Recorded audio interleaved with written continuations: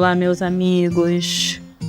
Vocês já se depararam nas redes sociais que possuem com vídeos, notícias sobre pessoas públicas ou não, com milhares de comentários de todos os tipos?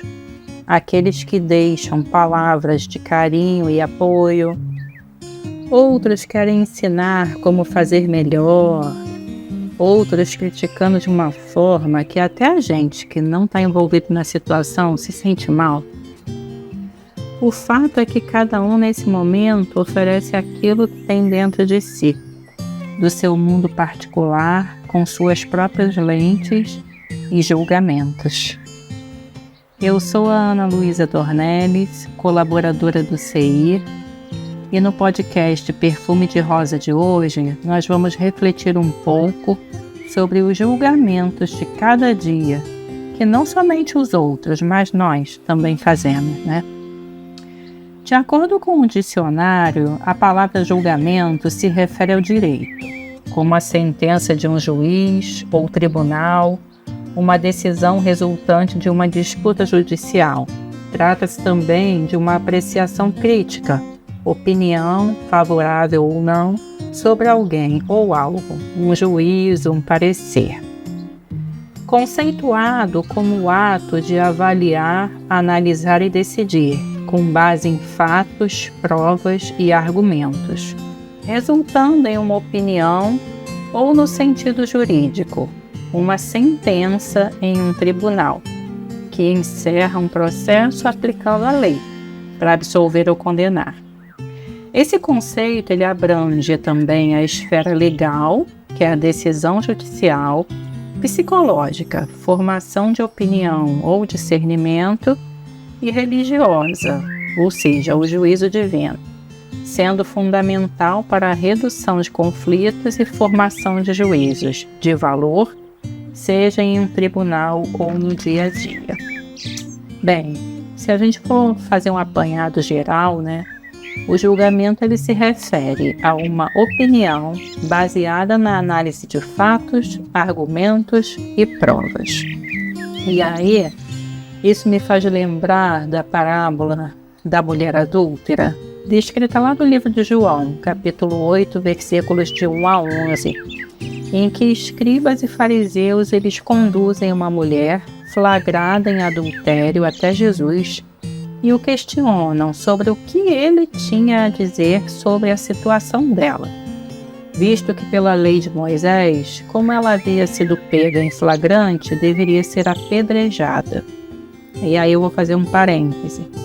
Os escribas e os fariseus, eles eram considerados os doutores da lei na época, aqueles que se detinham em estudar e interpretar o significado dos trechos que compunham as escrituras. E eles explicavam ou passavam essas interpretações para o povo.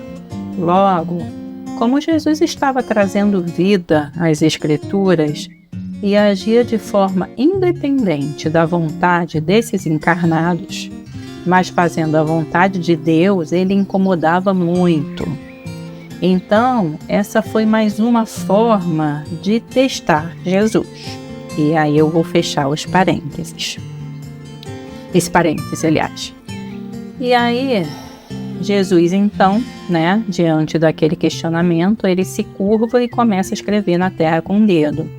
E eles continuam a questioná-lo. Então ele se levanta e diz assim: quem dentre vós estiver sem pecado, atire sobre ela a primeira pedra.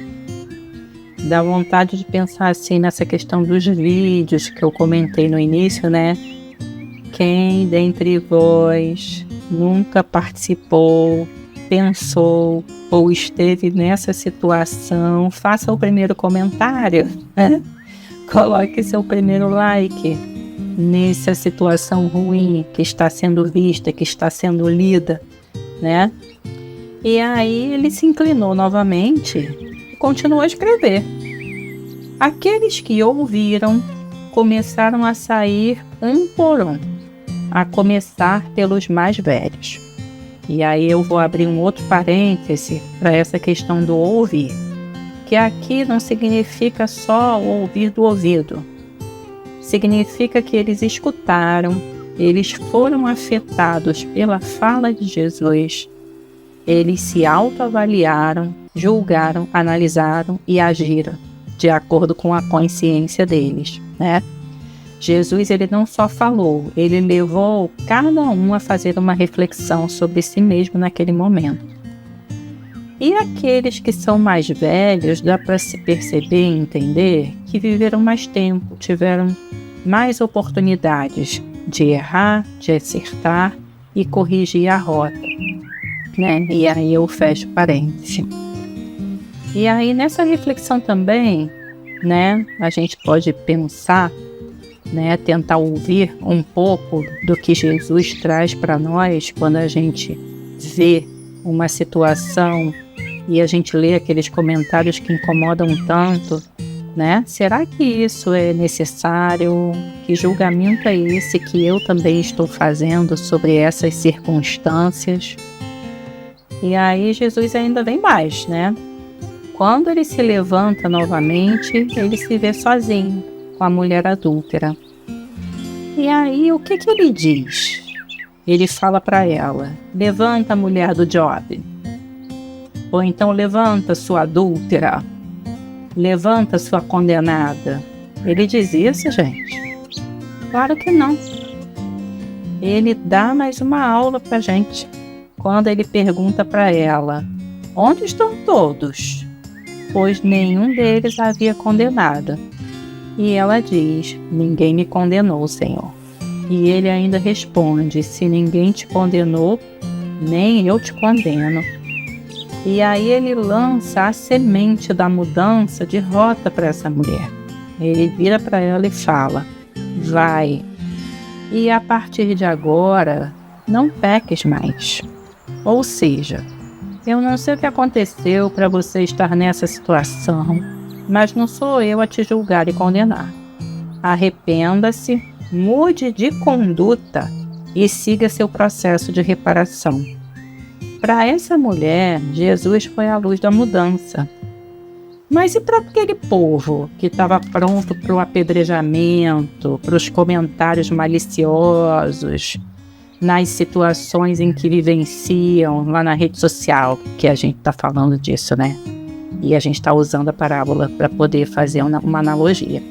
Qual a lição para o povo que apedreja em termos de palavras, de comentários, de uma fala com uma intenção ruim, né? Nesse conceito, né, de julgamento, quando ele abrange a esfera divina e psicológica, tem um capítulo muito interessante no livro Hamed Renovando Atitudes. O capítulo é Tua Medida, que traz o trecho do capítulo 10 do Evangelho segundo o Espiritismo, item 11, que descreve assim: não julgueis a fim de que não sejais julgados, porque vós sereis julgados segundo houverdes julgado os outros. E se servirá para convosco da mesma medida da qual vos serviste para com eles. Nesse capítulo, o autor explica que a nossa concepção ético-moral, ela se baseia na noção adquirida em nossas experiências domésticas, sociais e religiosas. E elas nos servem para emitir opiniões ou pontos de vista, a fim de harmonizar e resguardar tudo aquilo que a gente acredita como sendo uma verdade absoluta. Por isso, quando a gente faz um julgamento em relação a outra pessoa, isso nos informa sobre tudo o que temos dentro de nós mesmos. Ou seja, a forma, o material usado para julgar o outro mora dentro da gente.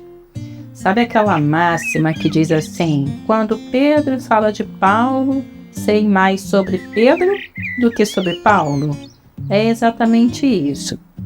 A psicologia diz que uma parte considerável desses pensamentos e experiências, as quais usamos para julgar e emitir pareceres, acontece de modo automático, por mecanismos imperceptíveis. É quase inconsciente para nossa casa mental o que escolhemos ou opinamos, pois sem nos dar conta, acreditamos estar usando o nosso arbítrio, mas na verdade estamos fazendo um julgamento pré-determinado e estabelecido por aqueles arquivos que registram tudo que nos ensinaram a respeito do que deveríamos fazer ou não, sobre tudo o que é errado ou certo. Pode-se considerar então que um comportamento seja completamente livre para eleger um conceito eficaz só quando as decisões não estão confinadas a padrões mentais rígidos e inflexíveis, não estão estruturadas em preconceitos e não estão alicerçadas em ideias ou situações semelhantes que foram vivenciadas por nós no passado. Porque o ser humano, ele é também um verdadeiro campo magnético que atrai pessoas e situações, as quais se sintonizam amorosamente com seu mundo mental ou mesmo antipatizam com a sua maneira de ser. Dessa forma, nossas afirmações é que vão determinar as águas por onde a embarcação da nossa vida vai navegar. Com frequência, escolhemos, avaliamos e emitimos opiniões, e, consequentemente, atraímos absolutamente tudo que irradiamos, em decorrência dos nossos padrões mentais, pensamentos, e isso vai impregnando os nossos fluidos também. Por fim, julgar uma ação é diferente de julgar a pessoa, que foi o que Jesus fez com a ação da mulher, da mulher adúltera. Quando Jesus traz o julgamento que seria feito dela para que cada um faça de si mesmo, ele está chamando cada um a enxergar a trave em seu próprio olho, ao invés de apontar o cisco no olho do outro. Quando ele diz, aquele que não tem pecado que atire a primeira pedra, aquele que nunca cometeu erro atire a primeira pedra, aquele que está incomodado, irritado com o comportamento do outro, que procure isso dentro de si próprio. Porque na psicologia a gente chama isso até de projeção. Tudo que nos irrita no outro existe dentro da gente de alguma forma, Então, alertemo-nos, quanto a tudo aquilo que afirmamos, julgando, pois no auditório da vida todos somos autores e escritores, e ao mesmo tempo ouvintes e espectadores de nossos próprios discursos, feitos e atitudes.